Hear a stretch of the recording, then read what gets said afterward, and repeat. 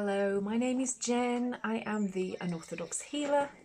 This is a general tarot card reading. It is designed for anybody who has Virgo as their sun, moon, rising sign, or anywhere in your chart, to be honest. You can also be a cross watcher, or you can just have been drawn to this video, or you might be half asleep and it's on autoplay and you've woken up and you've gone, oh, what's going on? Who's this tarot reading for? I only do gentle tarot. I don't do anything that I'm never going to tell you that anyone's stalking you, that anyone's going to kidnap your dog, or that you're going to, I don't know, be held up in a grocery store for your can of Coke or something. Other soft drinks are available. I only do gentle tarot. This is being recorded towards the end of October. It's also timeless. We're all on different energetic timelines. You are very welcome, and thanks for dropping by or waking up, depending on what the situation is. I only take cards that jump out at me, and I tend not to read reversals. We shall see as to what we get for Virgo today. I'm a Virgo moon, and these are beautiful animal, I can't remember what they are, animal spirit tarot cards or something like that. You can get them from Hay House if you're interested. Astrologically at the moment we have an awful lot going on. The main thing from my point of view is that we are getting Pluto is back into Capricorn, and it's there until the middle of November. If you've had things that haven't been serving you for the last 15 or 16 years, then now's the time to get rid of that and to sort your life out, really. When Pluto moves into Aquarius, it was in Aquarius earlier on in the year, and then moved out of it. When Pluto moves back into Aquarius on the 19th of November, that means that whatever you haven't cleared out of your life will stay in your life, and it will just continue the cycle that you've been in, whether it's been a good one or a bad one for the last 15 years. It will continue for the next 20 years. So it's not great, to say the least. So please try and get it so that you are moving everything that hasn't served you out of your life, getting rid of it, and starting afresh from the 19th of November. Otherwise, if you don't want to be in the same cycle that you've been in for the last 16 years, then you've been warned. So try and sort yourself out, sort out your life before the 19th of November, and then you can wipe the slate clean and start everything again for when we move into this age of Aquarius. Now I've got a lot of cards here. This might take a while, Virgo. So the underlying energy we have is the moon. The moon, it says it's important to trust your intuition. Even if you're unsure of what's happening, all will be revealed soon, so worry is unnecessary. You can see here that the lynx is basking in the light of the moon. At night times we can worry because it's quiet and we're there with our own thoughts. Sometimes we can overthink. I overthink. And it can do us a disservice. This is telling you that whatever is going on, just trust. Trust the fact that if there's something in the back of your mind that thinks that, yes, you are doing the right thing and you're going in the right direction, just go with it. The other cards you have are Release and the King of Water. That's the King of Cups. The Five of Fire and the Two of Air. That is Wands and Swords. Then we have the Lovers and the Chariot. Interesting that they're 6 and 7 together. You could see how much I was shuffling the cards. Then we have the Eight of Air and the Two of Water. So that is the Eight of Swords and the Two of Cups. And then we have the Page of Water, the Strength card, the Awakening card, So we've got 6 and 7 of the major arcana, and then we have 11, 12 and 13 of the major arcana cards as well. So the release card. It says it's time to release the past and move on to something new. The ending is the first step on the way to a happier future. A trustworthy personal relationship enters your life. You may receive wise and compassionate advice from someone who speaks directly from the heart. Perhaps this is somebody who's coming into your life, who is going to allow you, perhaps they're going to tell you something which you weren't aware of, which is going to mean that you're going to be able to step away from this thing which has been no longer serving you. And it's potentially something that you've been wanting to do for a while. Again, this is very pertinent to the situation with the planets that we have now, with Pluto about to move into Aquarius, that you have to release things from the past. The 5 of Wands and the 2 of Swords. This one gives you the rams butting heads, and it says occasionally you may experience clashes with others. If you decide the matter is worth your energy, then do what you can to minimise the conflict without sacrificing your goals or beliefs. And the 2 of Swords is all about making decisions. Procrastination and worrying what others will think are blocking you from making a decision. If you're torn between your own desires and someone else's, follow your inner guidance. This is what this is saying. And the moon is also telling you to trust your intuition. This is all about trust in you, learning about yourself. Perhaps somebody is going to trigger this in you, but this is about you and you learning who you are and what you want. I think because you've got the 5 of Wands here, that potentially it isn't going to go down particularly well as to what it is that you are wanting to release and that you are going to release. But this is all about you. It says here, if you're torn between your own desires and someone else's, follow your inner guidance. Perhaps these 2 rams, perhaps this is you and somebody else butting heads here. And that somebody else is wanting you to take one path and you're kind of not so keen. And maybe somebody is going to step in and just open your eyes to why you have been right in thinking that you should be going in the direction that you believe that you should do. So the next 2 cards you have are the Lovers and the Chariot. So 6 and 7 in the major arcana. The Chariot again is about, it can be about movement, and is this a love reading? There's a lot of water here, so potentially yes. The Lover says, true and long-lasting love finds its way into your life. Follow your heart with caring actions and choices.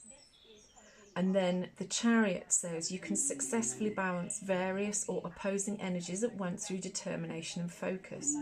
You've earned the rewards and recognition you're receiving. Perhaps in this situation here, you find that you're able to reach a compromise in a situation, that you perhaps feel that you don't want to fall out with somebody about a decision that you want to make, and you find that you come to a loving compromise with somebody who you care very, very deeply about. I think that life is always the balance, you know, with the Chariot typically it's a black and a white horse trying to go in opposite directions. There's this yin and this yang, the pull of one thing against another thing, and it's about steering the right course and also being able to steer the right course and finding your way through it.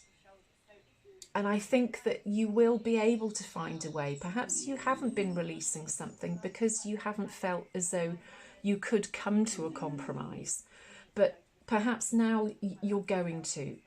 And the way that you will do it is by trusting your intuition and your gut feeling. The next two cards we have are the Eight of Air and the Two of Water. So that is the Eight of Swords and the Two of Cups. Again, this is very loving energy. The Eight of Swords says it's so easy to convince yourself that you're trapped when you really aren't. Trust that God will lift you to new heights and give you greater self-confidence if you affirm your freedom. And the Two of Cups, you're falling in love or experiencing a deepening of emotion in your current relationship. Marriages or romantic partnerships in distress can still be saved. Don't give up. I still feel this goes back to you finding this compromise. Perhaps the King of Water the King of Cups has been someone who was this disruptive influence on you, that was trying to change your mind and put you into take you down a path that you weren't sure that you wanted to go down.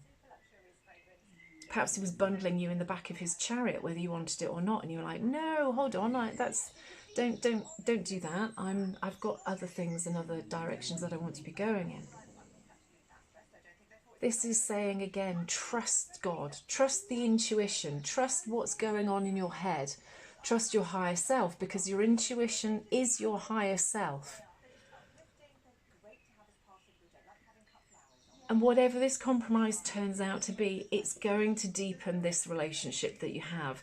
The Lovers can be again about a decision. And this shows that whatever the decision is, when you release whatever it is that you're deciding to release, that love will come, that this is really going to flourish for you. This could be in a current relationship, you know, it could even be in a work relationship, but a situation which is making you happy and gives you joy.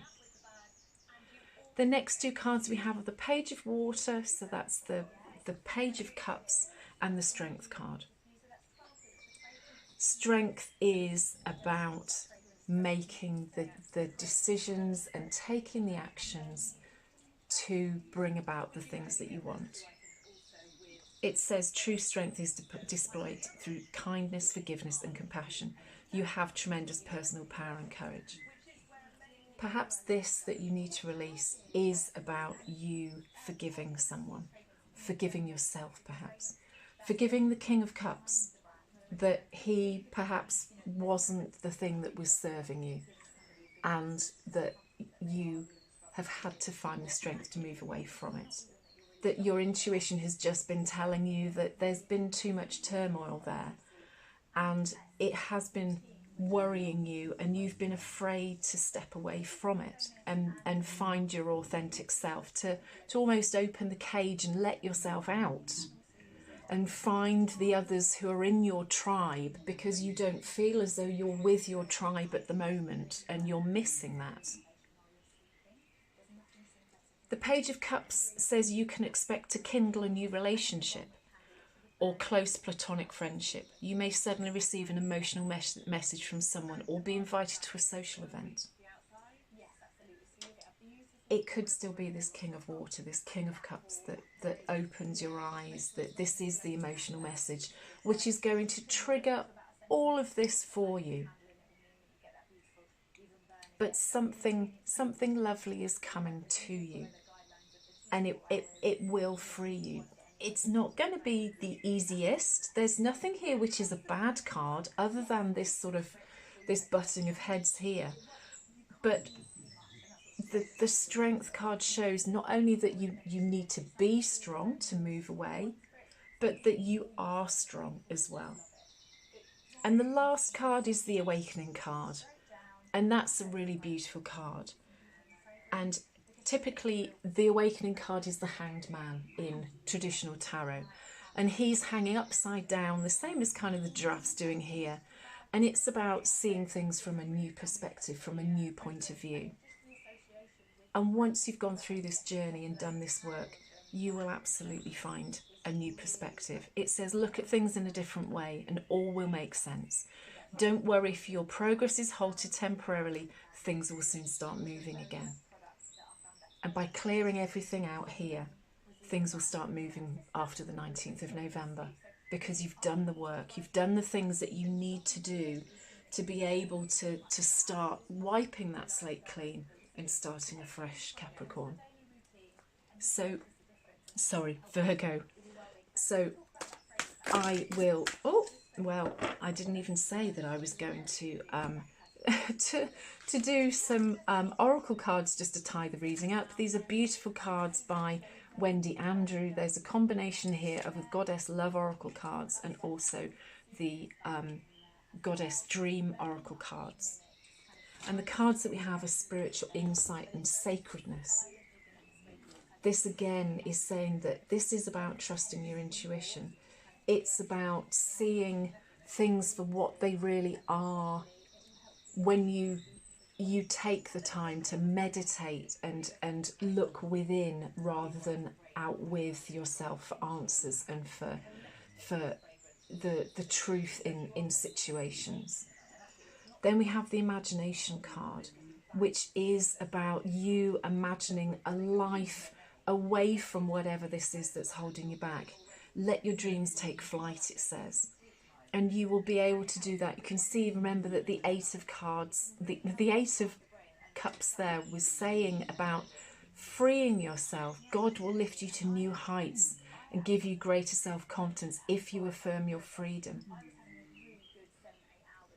It's really amazing. I love tarot. You can see here the serenity. You've got the two swans here with the two flamingo necks, doing the mimicking that similar of the coming together of you with somebody else. This might be just your yin and your yang within you, feeling calm internally, that there is.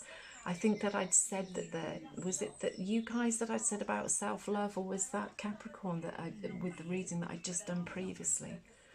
But without loving yourself and finding your tribe, as I'd said again with the Ace of Cups, and stepping away from what doesn't serve you, without self-love, nobody else is going to love you. You have to love yourself first. And the last card is inspiration, about being inspired to take that leap of faith, trust that intuition. And it shows that this goddess is holding this. She's almost trying to cup the sun in her hand. She's got that inspiration that when she does see things from this different perspective, that just so many new opportunities are going to open up for her. Virgo, I hope that's been useful. If it has, I would love it if you would leave me a comment and you would like the reading as well. And if you'd subscribe us, I would really love that too. I'm trying to grow my channel and your support would mean the world to me. So enjoy the end of October into November. Don't forget to do the work to clear out whatever hasn't been serving you. And I'll speak to you again soon. Take care. Bye.